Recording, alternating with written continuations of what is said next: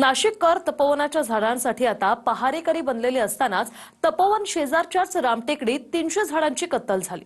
झाडं परवानगीने तोडल्याचा दावा पालिका करते, मात्र वृक्षतोडीनंतर झाडांची खोडं मातीत का लपवली गेली हा प्रश्न मात्र अनुत्तरित असे। पाहूया। तुम्ही म्हणता कुऱ्हाड चालवणार नाही, एक झाड तोडणार नाही, मग हे पडलेलं आम्ही काय बघतोय?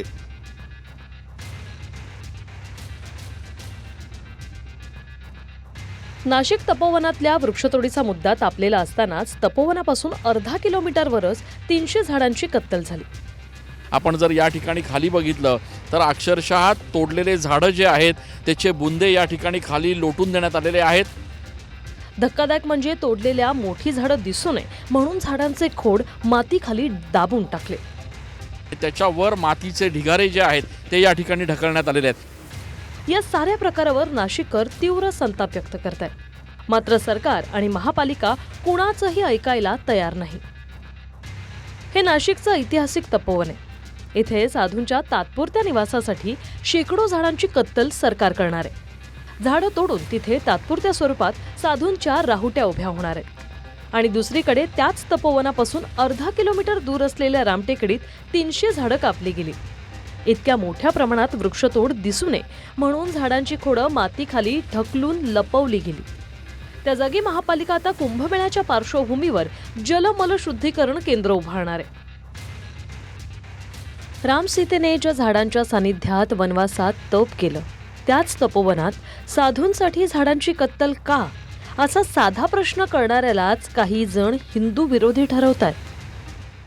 आपण जर या ठिकाणी खाली बघितलं तर अक्षरशः तोडलेले झाडं जे आहेत त्याचे बुंदे या ठिकाणी खाली लोटून देण्यात आलेले आहेत आणि त्याच्यावर मातीचे ढिगारे जे आहेत ते या ठिकाणी ढकलण्यात आलेले आहेत। नवीन STP प्लॅन तयार करण्यासाठी महापालिका प्रशासनानं या ठिकाणी असलेले जे झाडं होते ते तोडलेले आहेत आणि हे तोडलेले झाडं बाहेर फेकून त्याच्यावर मातीचा ढिगारा अक्षरशः लोटून देण्यात आलेला आहे, जेणेकरून ही बाब कोणाच्या लक्षात येऊ नये। आपण जर नीट बघितलं तर या झाडांवर नंबरिंग देखील केलेलं आहे।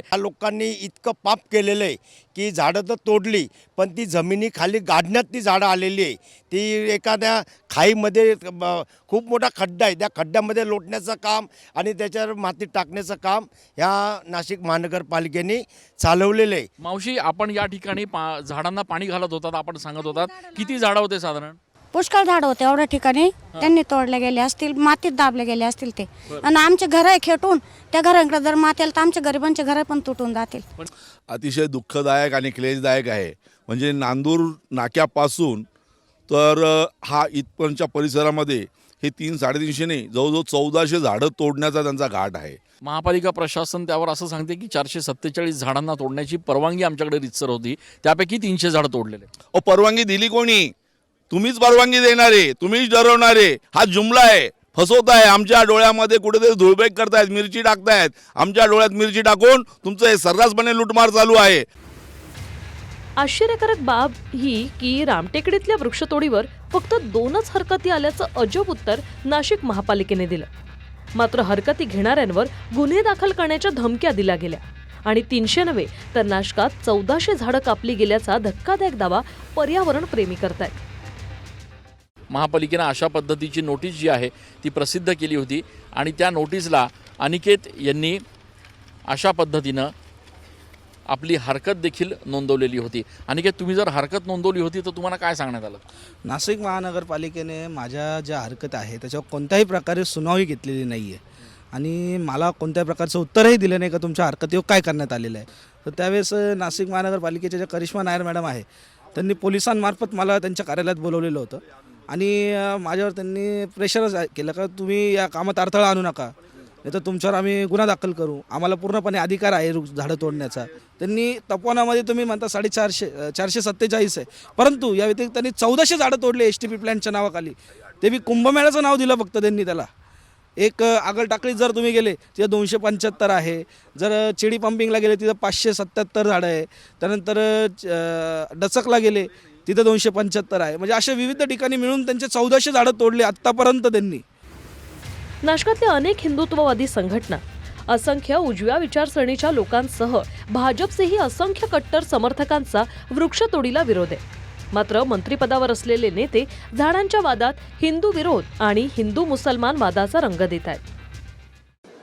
नाशिकला जलशुद्धीकरण करण्यासाठी STP प्लॅन जो आहे STP प्लॅनसाठी आहे. कारण खरंच आपण बघितलं की गोदावरी ही नदी इतकी पवित्र आहे, पण या ठिकाणी आपण बघतायत की या ठिकाणी येणारं पाणी जे आहे ते सगळं गटरगंगेचं पाणी आहे, सांडपाणी आहे, शौचालयाचं पाणी येतं. आणि म्हणून अनेक दिवसापासून सगळ्या साधू संत महंत आणि नाशिकरांचं म्हणणं होतं की या ठिकाणी हे पाणी अस्वच्छ पाणी हे नदीवर जाताच कामा नये. आता कुंभमेळा आपल्या समोर आहे आणि म्हणून त्या ठिकाणी STP प्लॅनच्या संदर्भामध्ये जवळपास 1600 कोटी रुपयाचं टेंडर हे देण्यात आलेलं आहे. त्याचं काम अतिशय वेगाने सुरू आहे आणि म्हणून काही लहान मोठी मिळून 200-250 झाडं ही त्या ठिकाणी अडसर होती आणि ती आम्ही परवानगी घेऊन तिला अनेक दिवसापासून महिनाभरात 2 महिन्यापासून त्याची परवानगी घेतलेली आहे रितसर नियमानुसार आणि ती त्या ठिकाणी काढलेली आहेत. आता हे 14 ही झाड बघा ना, हे काही लहान झाड आहे का? तुम्ही म्हणता कुऱ्हाड चालवणार नाही, एक झाड तोडणार नाही, मग हे पडलेलं आम्ही काय बघतोय? 25,000 कोटी रुपयाचा हा घोळ आहे, हा फासाडा आहे. जे काम करायचं नाही ते करतायत. पैशासाठी ही लयलूट चाललेली आहे. त्या उद्यान विभागाची आणि वृक्ष प्राधिकरण विभागाची स्वतंत्र मोठी चौकशी लावली गेली पाहिजे. 2च ठेकेदार आहेत फक्त आणि ते लुटमार करतायत. राम सीतेने ज्या झाडांच्या सानिध्यात वनवासात तप केलं, त्याच तपोवनात साधूंसाठी झाडांची कत्तल का, असा साधा प्रश्न करणाऱ्यालाच काही जण हिंदू विरोधी ठरवतायत. साधूंच्या राहुट्या, त्यांचे टेंट आणि कुंभमेळा निमित्त काढल्या जाणाऱ्या टेंडरसाठी सारा खटाटोप सुरू असल्याचा आरोप विरोधकांनी केलाय. या झाडांच्या बदल्यात आम्ही फाशीच्या डोंगर या परिसरात 7,000 झाडं लावू असा दावा महापालिकेच्या वतीनं करण्यात आलेला आहे. आपण आत्ता त्याच फाशीच्या डोंगर परिसरात आहोत, ज्या ठिकाणी महापालिका म्हणते आहे की आम्ही जवळपास 7,000 झाडं जे आहेत ते या ठिकाणी लावलेले आहेत.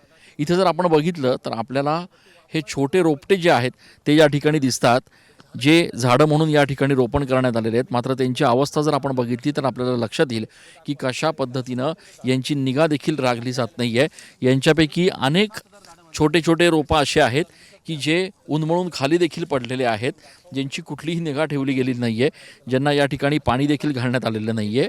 मुख्य म्हणजे अनेक यापैकी जे झाडं आहेत ते या ठिकाणी वाळल्याचं देखील आपण दृश्यांमध्ये बघतोय. इथे जे खड्डे खणणं अपेक्षित होतं ते खड्डे देखील नियमाला धरून नसल्याचा आरोप जो आहे तो या ठिकाणी पर्यावरणप्रेमींनी केला आहे. 7,000 नाही तर 700 सुद्धा झाडं या फाशीच्या डोंगर परिसरात लावलेले नाही आहेत. फक्त हे जे वाळलेलं झाड आहे याची पूर्ण पिशवीही खाली ठेवलेली नाही आहे. लाल मातीसुद्धा याची वरती दिसते. म्हणजे प्रशासनानं न नियम पाळलेला आहे, न झाडांची संख्या पाळलेली. त्याच्या पलीकडे ह्या डोंगराला 3 ते 4 इंचाच्या वर माती कुठेच नाही आहे, खडकाळ सगळा भाग आहे. म्हणजे एखादी चूक प्रशासनाची यंत्रणेची समजू शकतो आपण, पण ही चूक नसून हा ठरवून केलेला भ्रष्टाचार आहे. सगळीच्या सगळीपैकी 10% झाडं जगली, बाकीची सगळी पाणी न दिल्यामुळे मेलेली. तर हे ठरवून केलेलं पाप आहे, नाशिककरांच्या माथी मारलेलं. चंदन पुजाधिकारी, TV9 मराठी, नाशिक.